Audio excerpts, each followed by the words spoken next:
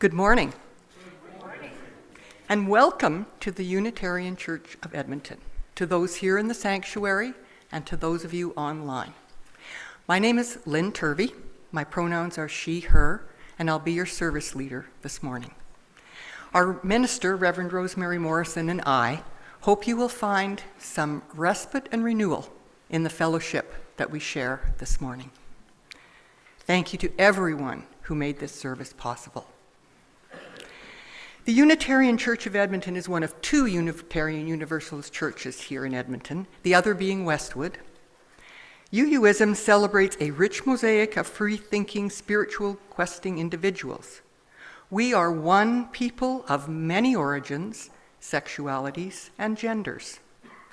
We welcome diversity of beliefs, from divine believers to humanists, from pagans to atheists and agnostics.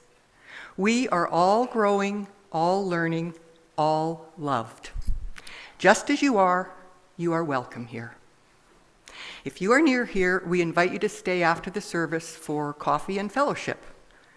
And I know we have at least one new person here we haven't seen in a few years, and that's Leif Anderson. So if you see this fellow after the service, he's wearing a little strip of tape across his chest because we didn't have any name tags available right then. But you will see, he'll be identified by the little strip of green. So ready for spring, yes. Our community extends beyond this Sunday morning gathering. We do have a monthly newsletter available online, and you can join our virtual community on Facebook. We begin our gathering acknowledging that we are located on Treaty 6 territory. We respect the histories, languages, and cultures of First Nations, Métis, Inuit, and all First Peoples of Canada, whose presence continues to enrich our vibrant community. Now we have several announcements this morning. I'll go in the order of who I was told would be wanting to do them. Carol Hutchings has an announcement. Did she come up here or there?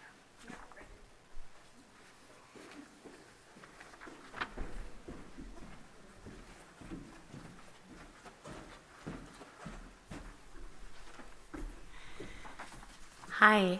I spoke last week in church, but those at home weren't able to tune in, so I hope you don't mind if I repeat what I said. I'm part of the Pastoral Care Committee. This team is new, although Caring Connections has been going for a long time.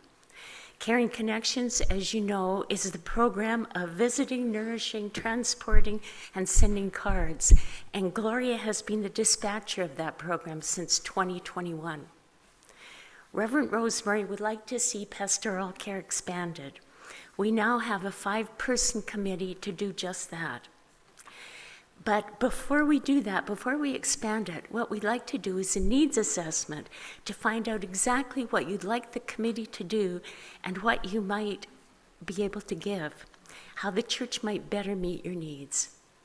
So a questionnaire went out last Thursday and also the Thursday before, and I'd like to really thank all of those who filled it out.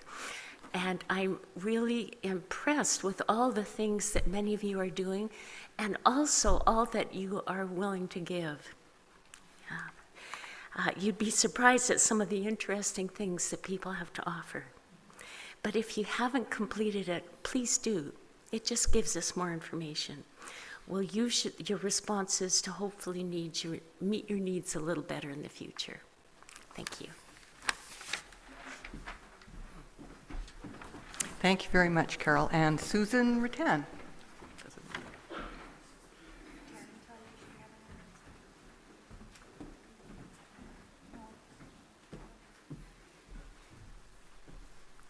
I just want to invite anybody who has an idea to submit names for the 2 awards that we give every year. One is the Alexander Award that goes to somebody who's done long and good service to this church. And the other is the Potter Award that goes to somebody who is doing a lot of volunteer work in organizations outside of this church. You can, if you have a thought or a group of you have a thought, send me an email, Susan Rattan, or write something and put it in the mailbox of Janet, our administrator. She'll get it to me. And what else should I say here? The deadline is the 15th of April, because the awards will be presented at the May annual meeting, which is the first Sunday in May. And, I brought a list of the current award winners. If anyone's interested, I might try putting it up on that thing there. You can nominate somebody who's been, have received it before. Nobody who is currently on the board can be given any of these awards. I don't know whose rule that is, but it's a rule.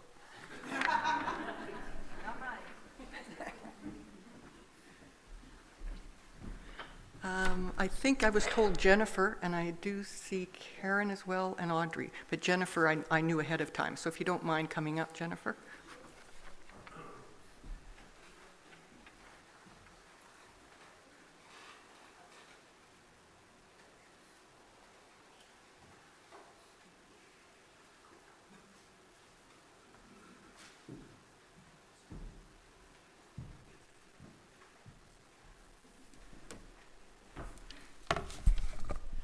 Good morning. It's wonderful to see so many smiling faces looking at me, and I think you're smiling, thinking, goody, goody, I can put my name down to volunteer for greet or usher for April, May, or June. And it really does make a difference to have a friendly face greeting people or passing around the collection plate. And it's a nice way of getting to know people and having lots of smiles. So I've got quite a lot filled in. I have the coffee covered, but I do have some openings. So if you'd like to check your daytimers, and I'm hoping for a barrage of people fighting over times to help.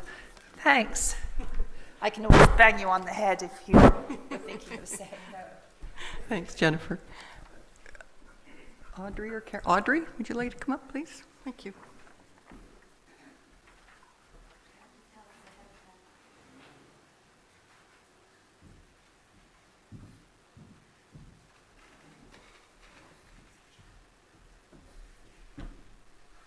I have an offer you can't refuse. In my hand, I have a ticket to the Sound of Music, which I'm not able to keep to this afternoon. So if you'd like to have it, would you please come and see me? Otherwise, it will go into the, you know.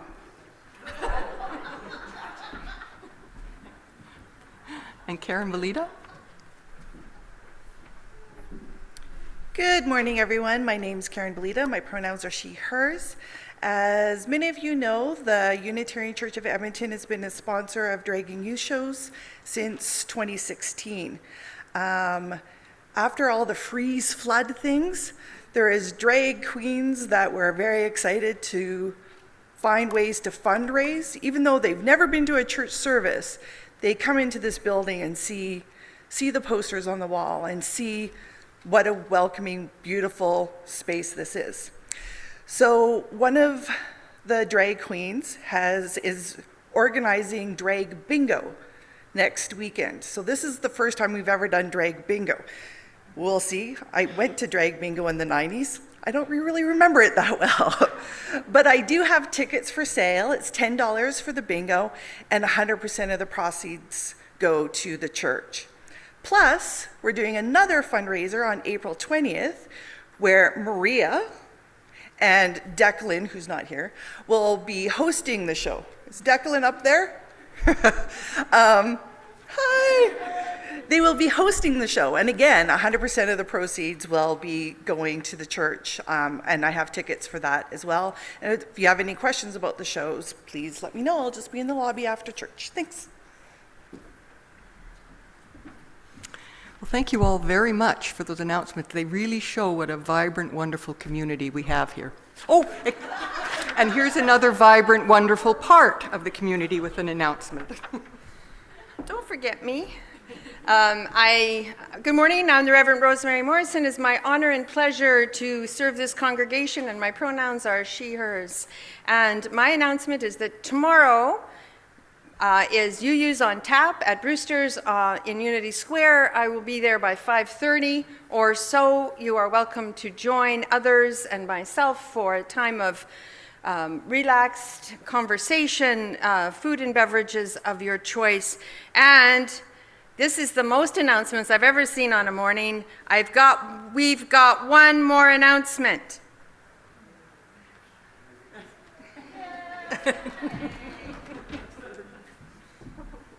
Say your name. Hi, my name's Ferguson, and my pronouns are she, her. If you guys want any cookies, you can come see me after. What are you selling? What cookies? What kind of cookies? Chocolate and vanilla. Girl cookies? Girl Guide cookies. Girl Guide cookies. $6. They're for $6.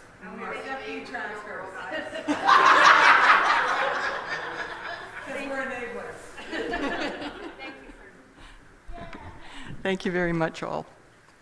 Now, please take a moment to ensure all your devices are quieted, and let's enjoy a time of contemplation and music as Karen Mills plays "It Might As Well Be Spring."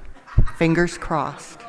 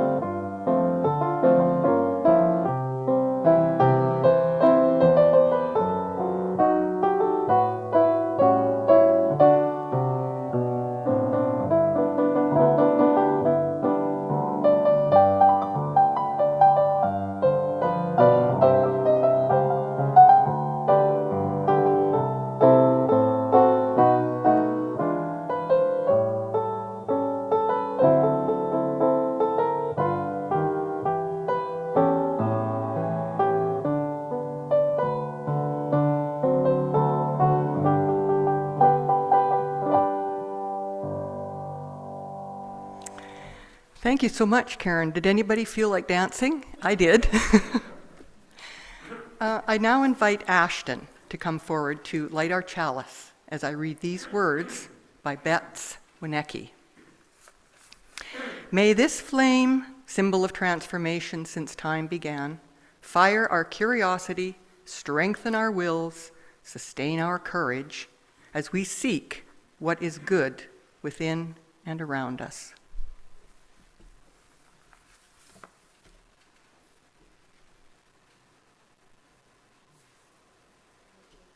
Thank you, Ashton. Our opening hymn is number 361, Enter, Rejoice, and Come In, if you're using the gray hymnal, and the text will appear on the screen behind me. Please rise as you are willing and able.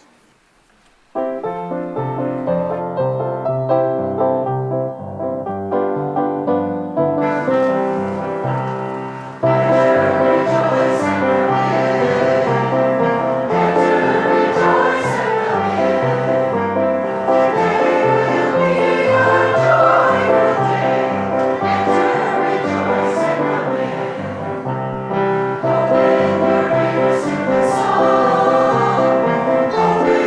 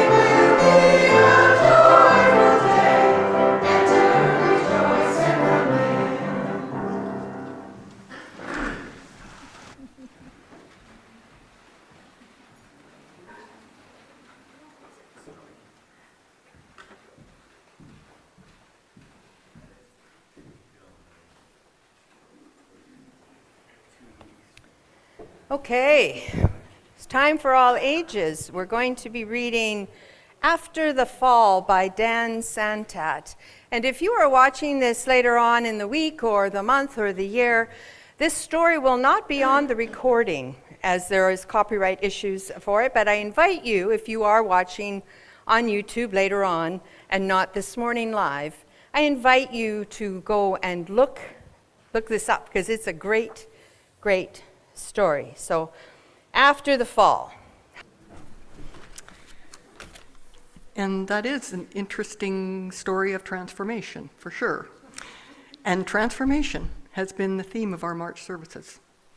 It's certainly a theme that is reflected, for ill or good, in almost every level of all societies, and the pace and scale of change seems greater than ever before. Change and the uncertainty it brings is often uncomfortable, even stressful. And UCE has an important role to play in easing those burdens for those who find us and for those who we actually actively reach out to. I participated in a CUC congregational conversation a week ago. Churches from across Canada were represented in several Zoom meetings. On the day I attended, Reverend Ann Barker facilitated a discussion with 15 churches, attendees from 15 churches.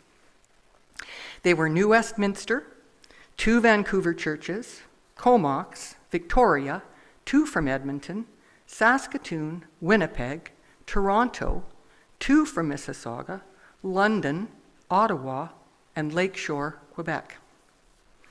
The theme was thriving, surviving, and sustainability. And guess what? We're all facing the same challenges, whether a bigger church like Ottawa with 230 members or a smaller fellowship like London with 70 members. The younger membership is shrinking and financial reserves are being hollowed out. But as Reverend Barker noted from stats she has seen, while traditional church participation is declining continentally and globally, spirituality is on the rise.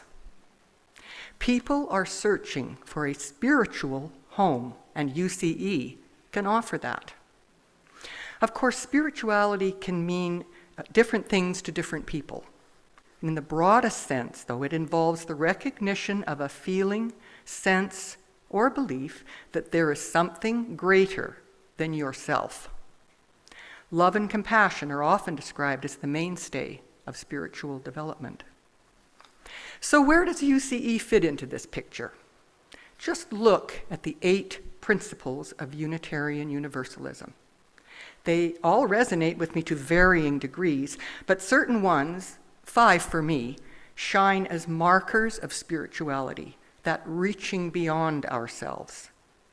We believe in the inherent worth and dignity of every person, justice, equity, and compassion in human relations, a free and responsible search for truth and meaning, the goal of world community with peace, liberty, and justice for all, respect for the interdependent web of all existence of which we are a part.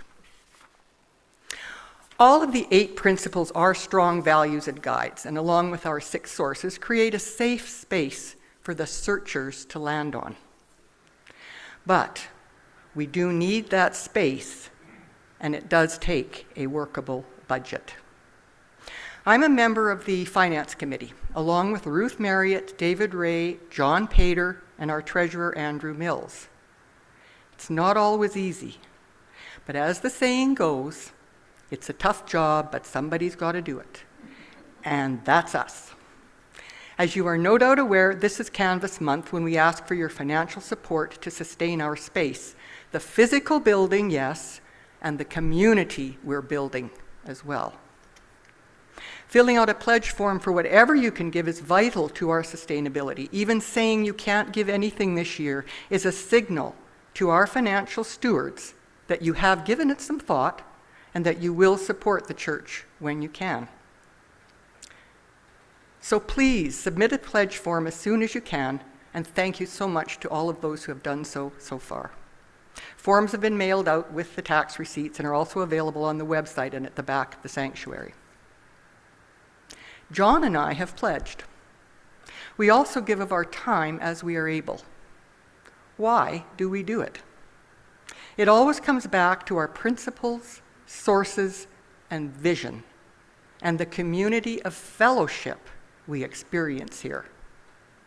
If you're like me, at times you feel down and overwhelmed after watching the daily news or reading the daily news, rife with turmoil, suffering, and, let's name it, intentional stupidity. But UCE can be a little corner of sanity, comfort, and growth, and we can ease the burden of anxiety and loneliness with caring and supportive relationships. Just take a look at what the newly formed pastoral care team is planning. Carol talked about that earlier. You won't typically find that kind of caring and support in a community league or a club or other organizations. UCE is needed. You are needed to bring positive transformation and to bring our vision to life. And that vision, we open doors to all seekers of spiritual growth and nurture positive change for a just and healthy world. May it be so.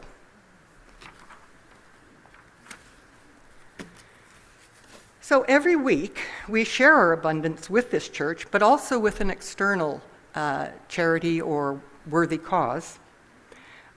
This month, 1/2 of the unidentified cash received is given to International Convocation of Unitarian Universalist Women.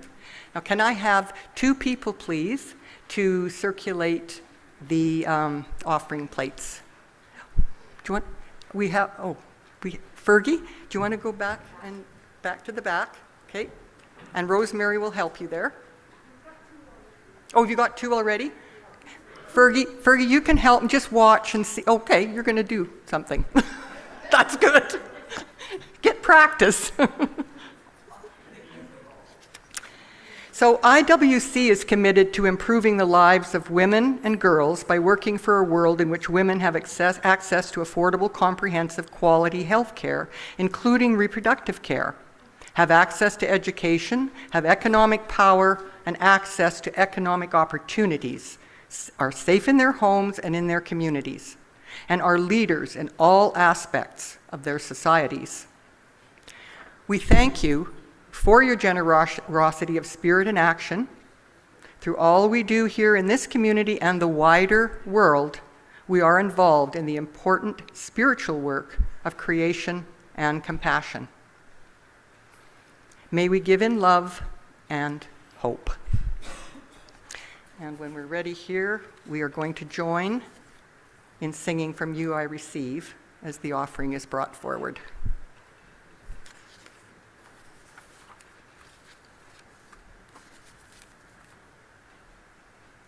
And here we come.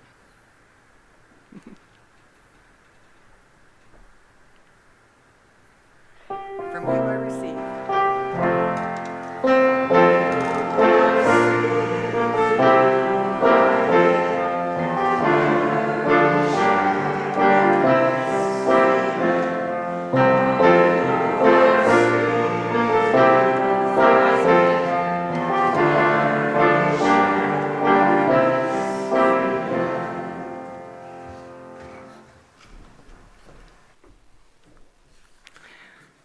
Now, it's time for our hymn of the month. Come With Me by our own Gordon Ritchie. UCE is so fortunate to be blessed with Gordon's talents as a musician, choir leader, and composer. Rise as you wish and do sing lustily to show your appreciation to Gordon.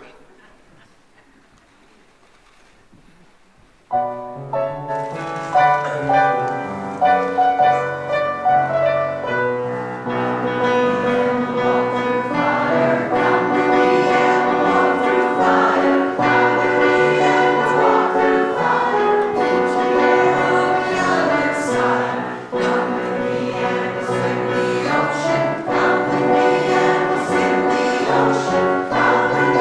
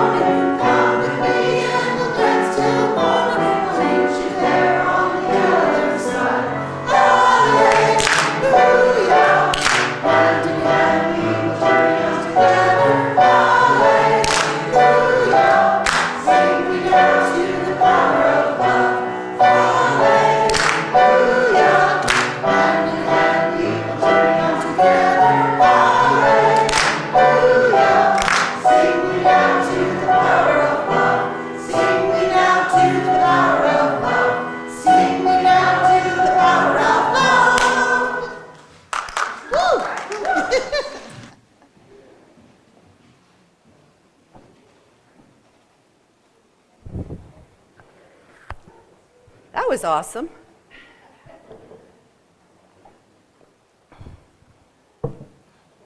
The reading this morning is by Brianna Wiest, author of 101 Essays That Will Change the Way You Think.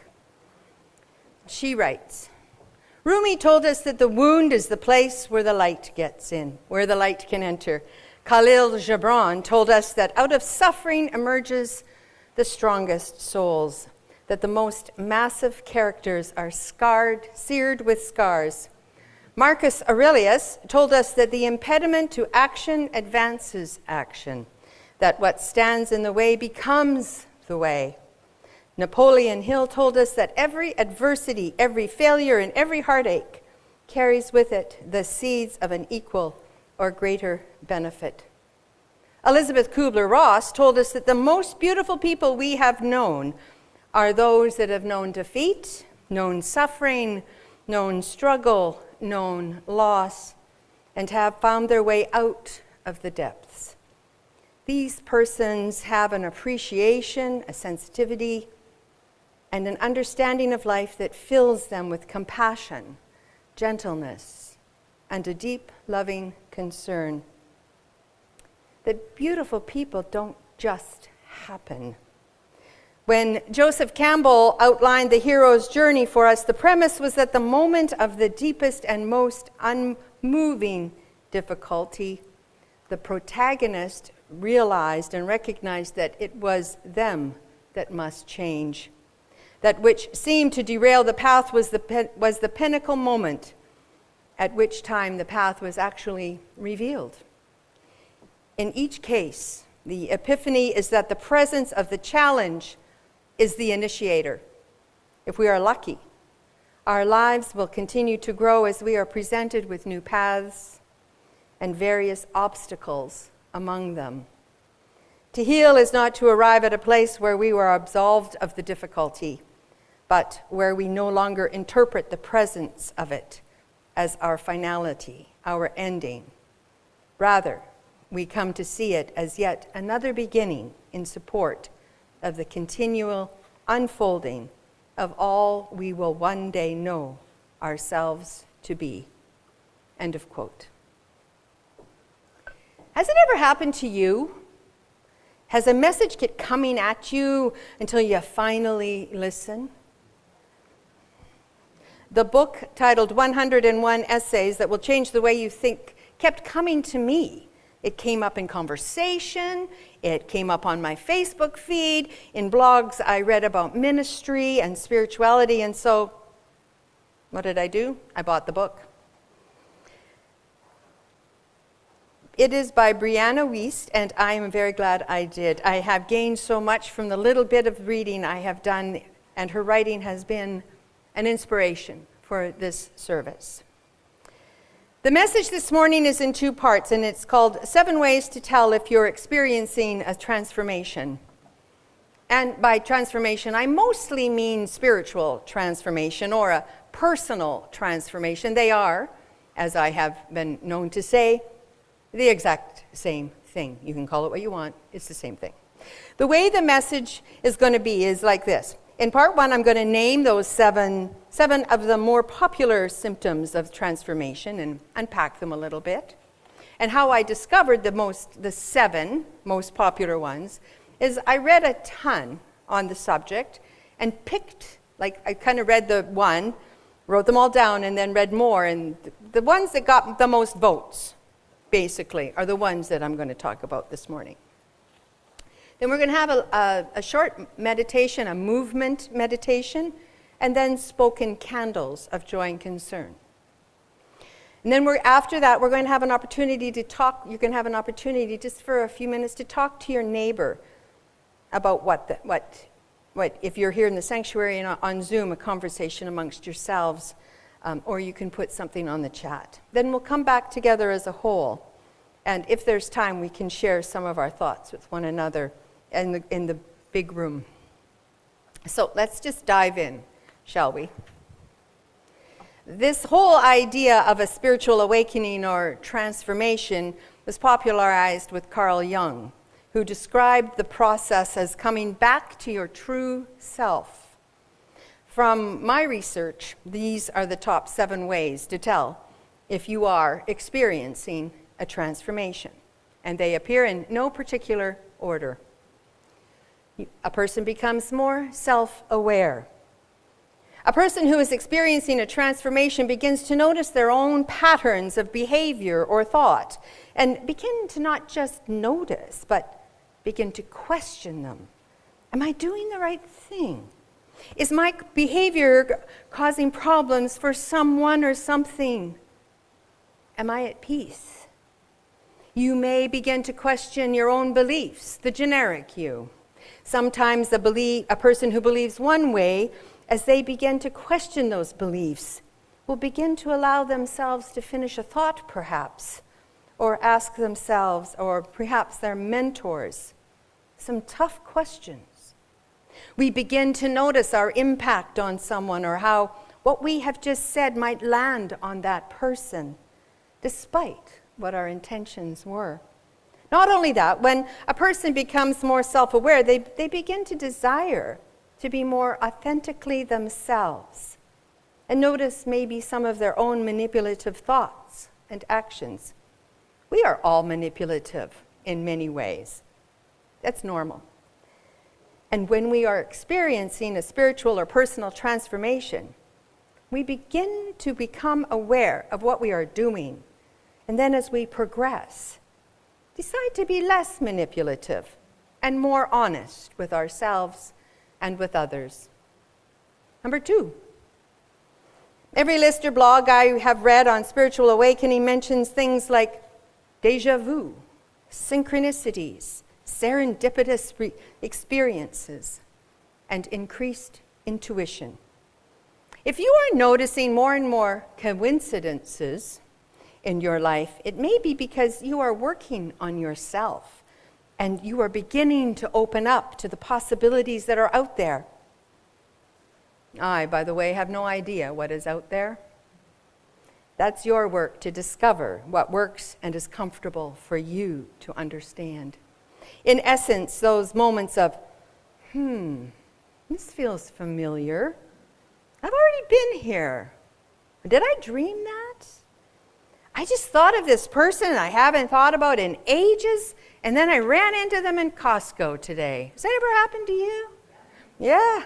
Sometimes in this way, we might see an animal or a bird that has special meaning for us.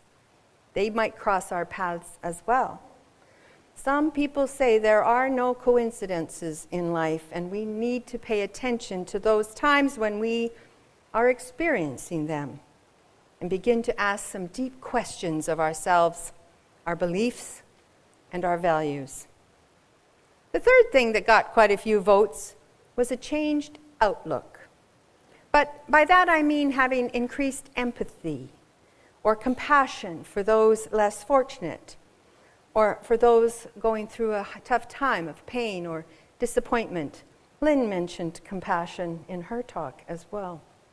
It appears as though as our outlook changes and we are experiencing more empathy, we could also have more happiness, curiosity, moments and feelings of gratitude, and the best one of all, more love in our lives.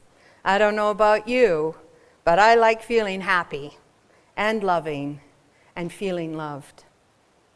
They seem like good things to me. Number 4. What kept coming up in the reading I did about this is a feeling of being more connected. We begin to long for deep connections with people we live with, love with, and our friends and acquaintances with. We begin to be less interested in surface conversations or small talk.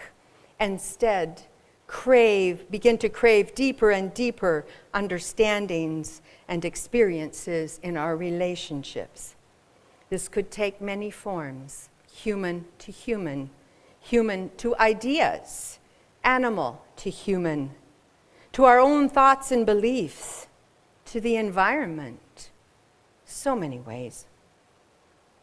However, the most prevalent is craving deeper connections with the humans in our lives. We want to begin to be seen and known we want to find out what our beloveds think and how they feel. We want to find out what makes them tick, their preferences, their love languages, and of course, the places where they are wounded and where they are healing. Another sign of transformation that was repeated by many authors was a more vivid and meaningful dream life. Many people rely on their dreams to inform them of what it is they need to be working on.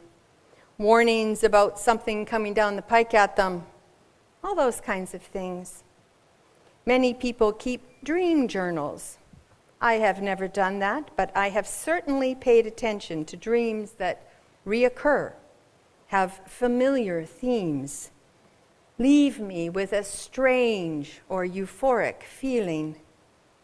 Dream journaling and analyzing is a very good way to begin and carry on a transformational journey, or even journaling of any kind is a way to move things through in a transformational journey. Number 6, your relationships shift. You begin to realize that those relationships that were shallow, toxic, or unhelpful, basically unhealthy, do not interest you anymore. You decide that gossip or speaking ill of someone or something doesn't make you feel happy anymore or good about yourself. And you no longer wish to participate in those negative messages. When this happens, you will outgrow some people. It's a good thing and can be very sad all at the same time. 7. The last sign I'm going to mention that you are experiencing a spiritual or personal or some kind of transformation is that you are more at peace. You begin to feel good about yourself and those around you, for you have decided to live a more authentic, honest, and kinder life. You no longer speak badly of someone or complain about things, but rather have learned to place healthy boundaries and are no longer accepting things that are not okay with you. What is the takeaway? Experiencing a transformation allows us to be more fully ourselves and to feel more love and peace. And we become more and more healthy in many, many ways. Those are things and feelings I personally wish to invite into my life, and I hope you do too. Let's just sit with that for a moment, and we're going to move into a meditation, a moving meditation.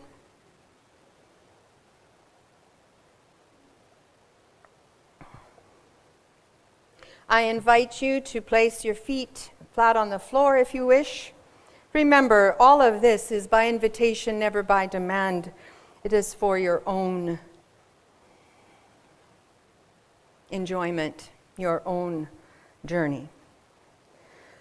I invite you to take a few cleansing, deep breaths. Allow the gravity to pull you, the chair, the bed, the couch, the floor, to hold you. I invite you to feel held,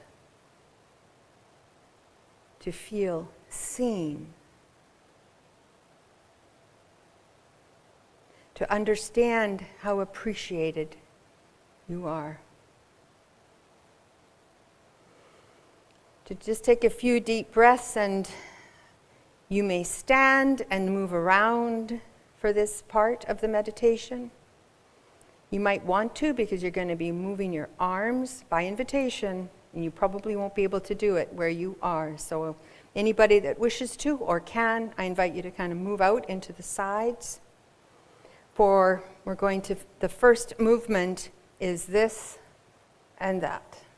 So sitting up straight and tall, or standing straight and tall.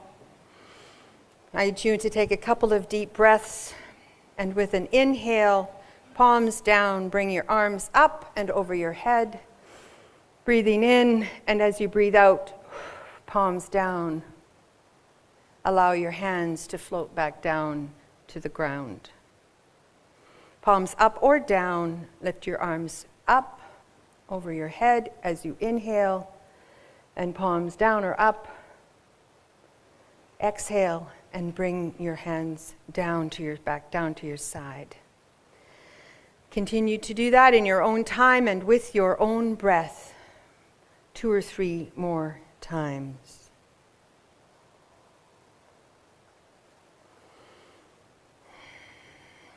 And when you're ready, put your arms in cactus arms, and we're going to do a kind of a cat-cow position if any of you are used to doing yoga.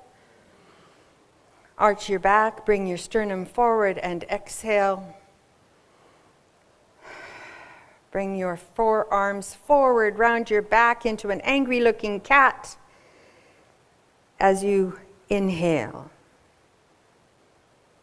And in your own time, bring your arms back, inhaling and exhaling with your arms moving forward and rounding your back like an angry-looking little kitty cat. Do that in your own time and with your own breath, inhaling and exhaling with your movements.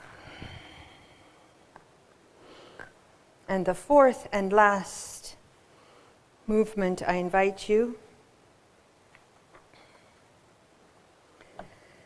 Inhale, raise your arms up. Exhale, lower one arm down. Inhale, lean over to one side. And reaching down as far as you can and reaching up as far as you can. Just hold it there for 1 or 2 breaths. And when you're ready, exhale and bring both arms up. And inhale, bring the other arm down, reaching down to the ground, reaching up to the sky. Give yourself a good long stretch and lean over. And in your own time and with your own breath, I invite you to do that a couple more times.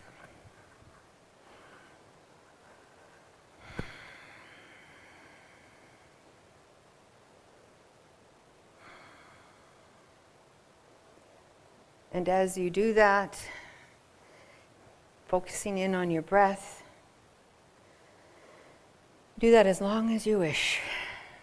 And any of the 3 or 4 that I have mentioned. And you can make your way back to your seat now if you wish, and we're going to move into candles of joy and concern. And these are spoken candles today.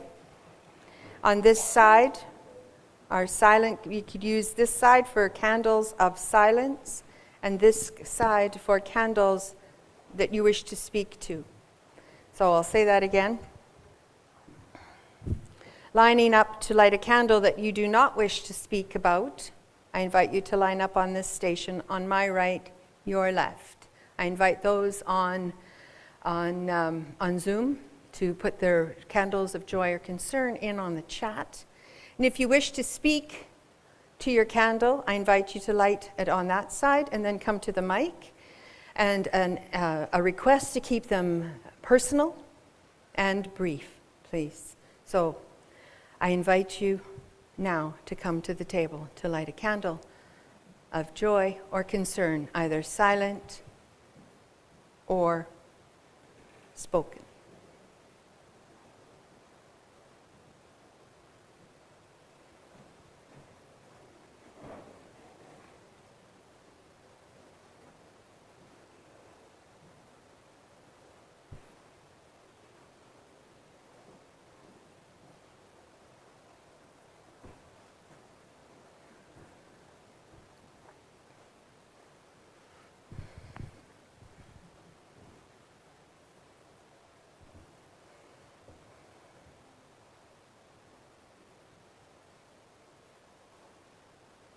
Please say your name if you wish, and your name and pronouns if you may, please.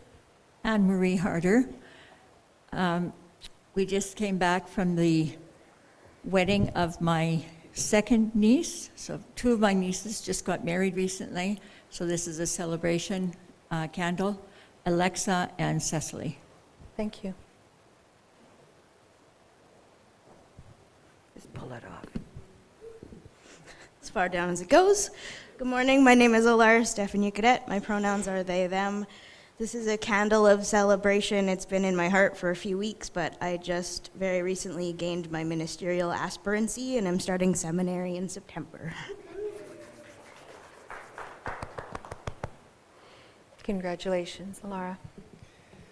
Hi, Karen again, she, hers. So about a month ago, we had, my sister and I had a second cousin from England contact us. And as some of you know, my mother had breast cancer, was first diagnosed with breast cancer in her early 30s and died when she was 49. So this cousin has contacted us because they're tracing the DNA, and I guess we have a rare gene going through our family that has breast cancer obviously associated with it. And she was one of the first people to have a preventative double mastectomy to prevent breast cancer. And so she's asked my sister and I to go to England and potentially do a documentary, because she has gone to the EU, and because companies are trying to copyright genes, so it costs more money to do gene research, which is terrible for cancer research. So it's really interesting that these gene that you can go for testing to see what's in the background. And I know in my science brain that it should be very clinical, just get this testing done and figure things out. But it's so much motion and so much stuff. But I hope there's more research, and I hope companies stop just being greedy trying to copyright a gene. And yeah, there's a lot behind the story, but that's enough. Thank you, Karen. I'm Susan Rattan. On Friday, I attended the Wicca ceremony is the wrong word, gathering here that Ali Hamilton leads. And it's the second one I've been to, and it's so lovely, so peaceful and fun, because there's always things you do. And the best part of it is somebody brought her little rabbit, and we all got to cuddle our little rabbit. Thank you, Susan.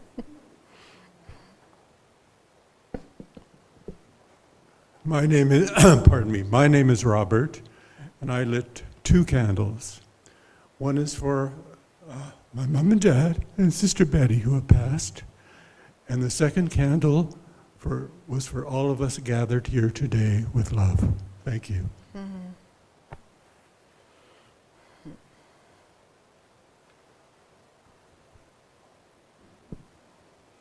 My name is Audrey Brooks. My pronouns are she, her. I lit 3 candles. One is for a friend of the UCE walkers whose mother died at the age of 107, and her name was Elise Loven. And the second candle was for Naomi McElraith's mother, Lavana, who I had the honor of singing to her last rest, who died. And Naomi was the Cree poet who spoke at many of our genocide memorials. The third candle is for Oleg Maslov, my newest Ukrainian family, and Oleg is in the Misericordia Hospital, possible terminal cancer diagnosis. Thank you.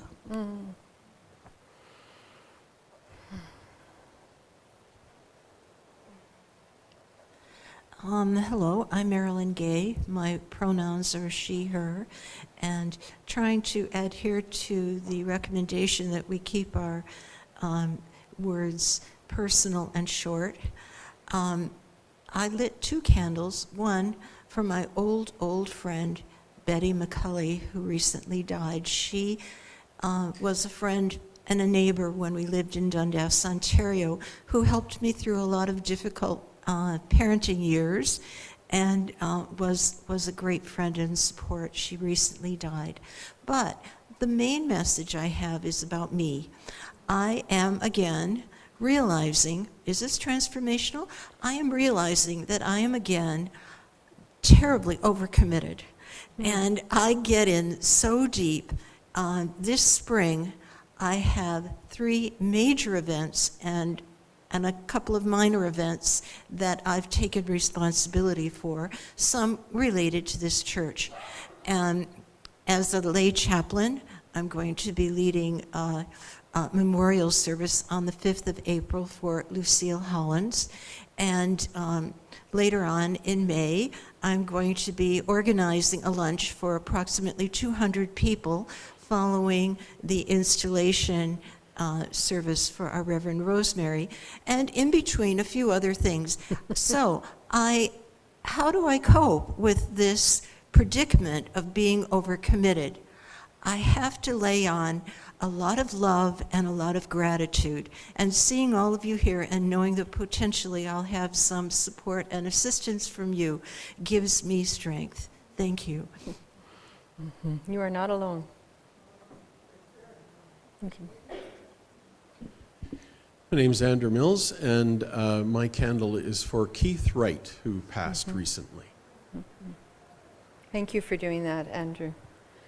Lynne, could I ask you to light one last candle of joy or concern, celebration, heartache, for all those joys and concerns that remain unlit, unspoken, and sometimes not even thought of yet.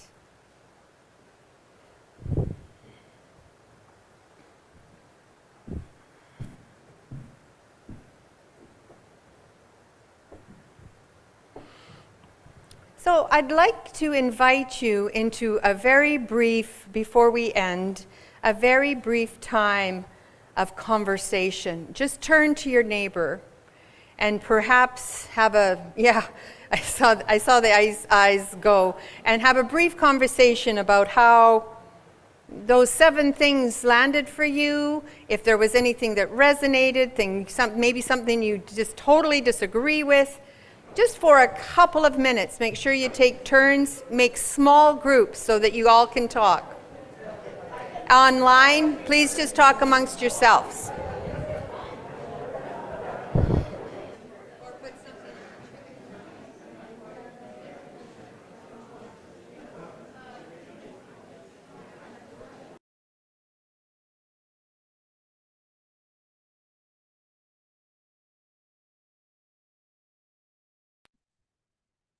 Everyone should be able to unmute themselves now. Thank you, Jeff. I'm wondering if we can just talk in this group, or would you like some breakout groups? We could do 2 breakout groups. Any feelings about that? If not, let's just leave it for this group. Yeah. Okay. So if you look on your chat, I've posted the 7 items. It's just a prompt memories. And the question was, do these seem to resonate with you in terms of transformation? I was supposed to stop recording, I guess.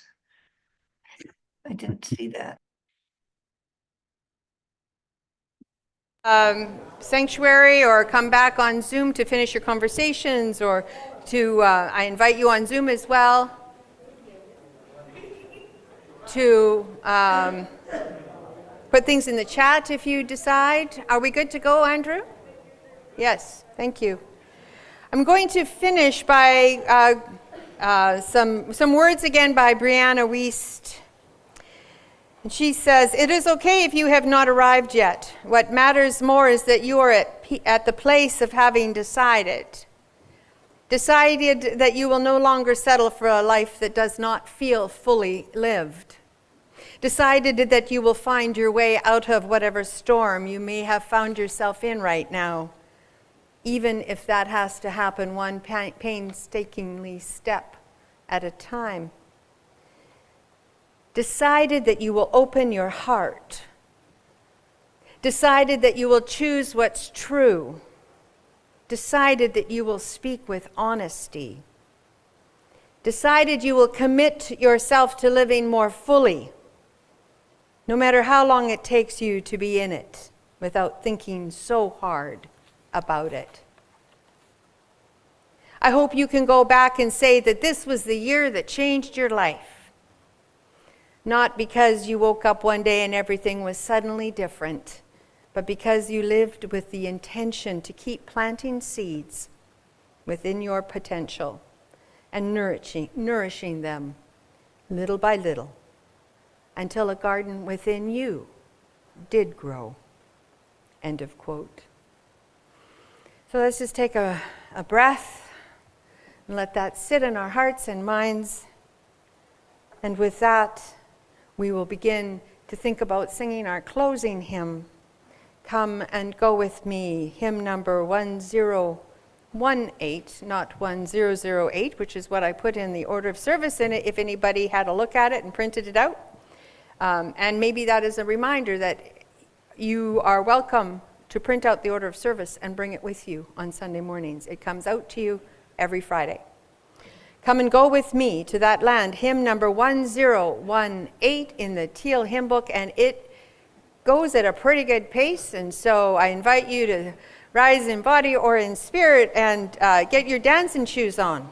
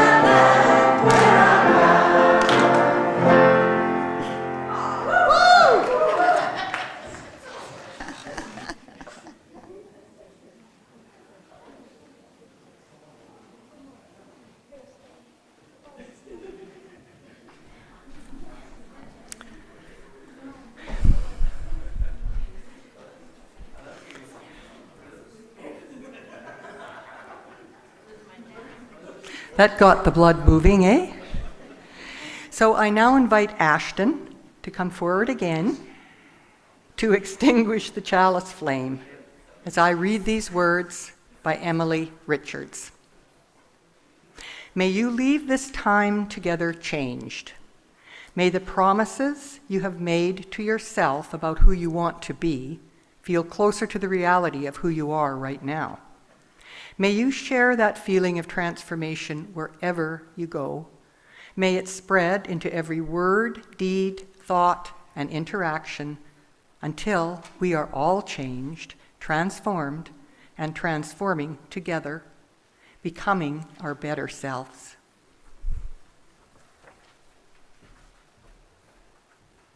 Before I offer you words of benediction, I would like to thank you all for being here this morning.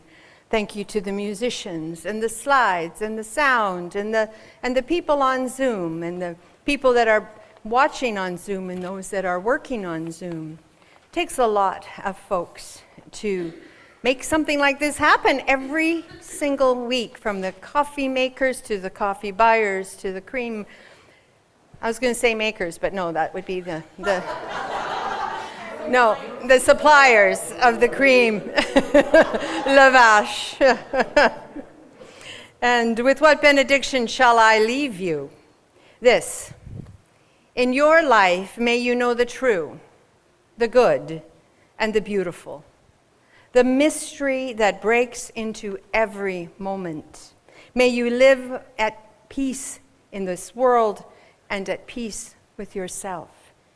And may the love of truth guide you in your everyday. Amen. Go in peace, gentle people. Go in peace. And now I invite us to form a weird and wonderful circle of things and sing our linking song, Carry the Flame.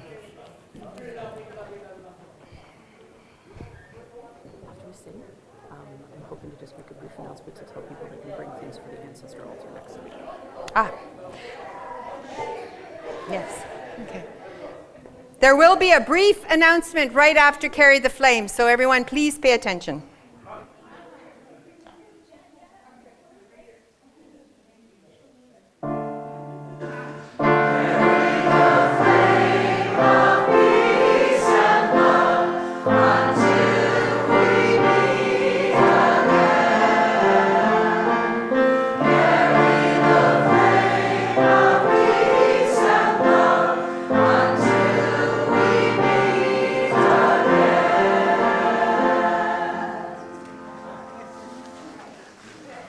Okay, I'm going to steal this mic since it's conveniently here.